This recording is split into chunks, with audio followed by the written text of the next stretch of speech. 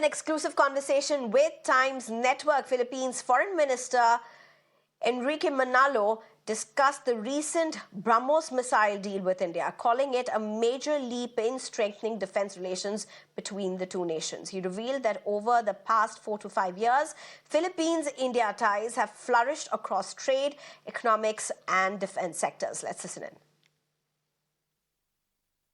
India has shared its BrahMos technology with you. How satisfied are you? And do we look at more of that?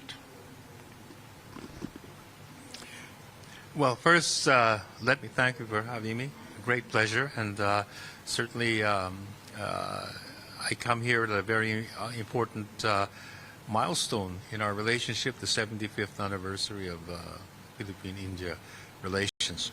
And I think it's really very significant in the sense that Philippine-India relations, bilateral relations, have really grown much stronger, have deepened and even widened, especially in the past 4 or 5 years.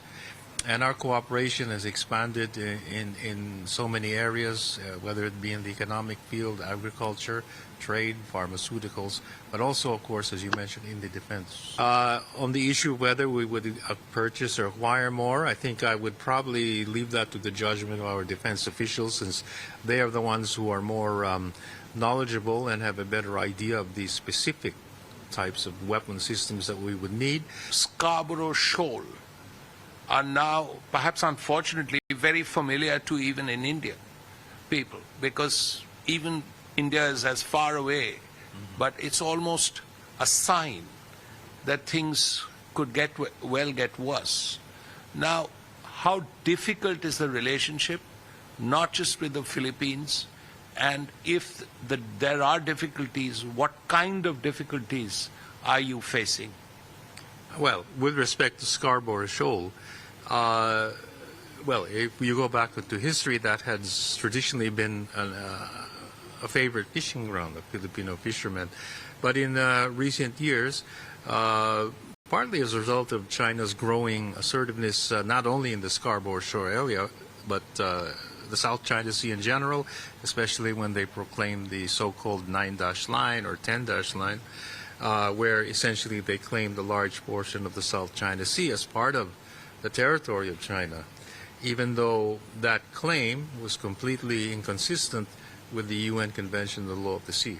While we will always maintain our position, and according to international law, and according to the UNCLOS and the Arbitral Award of 2016, we're still committed to trying to resolve issues, maritime disputes or difficulties with China through diplomatic or peaceful means, but not at the expense of our sovereign rights or our sovereignty. So that is our position, because we recognize the risk that if this tension continues and we have incidents, there could come a day when an accident or some miscalculation arises which could further elevate tensions and perhaps even lead to something more. And the last thing I think any country wishes is to have conflict in the South China Sea.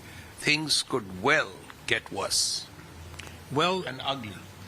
They could, and that's why we have to seek every means to manage these tensions or disputes, so precisely to avoid that kind of a situation.